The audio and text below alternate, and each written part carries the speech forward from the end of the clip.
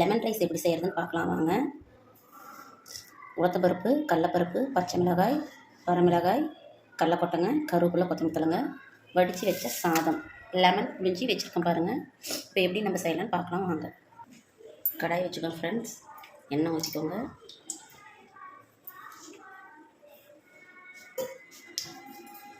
எண்ணெய் காஞ்சிச்சுங்க. இப்போ கடுகு போட்டுக்கோங்க.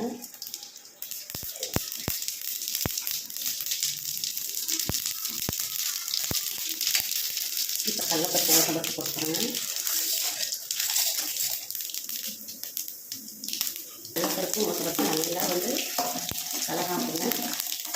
இப்போ காஞ்ச மிளகாய், பச்சை மிளகாய் போட்டுக்கோங்க.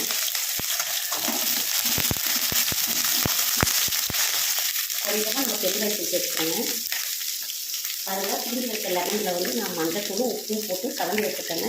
அதை நம்ம ஊற்றிக்கலாம்.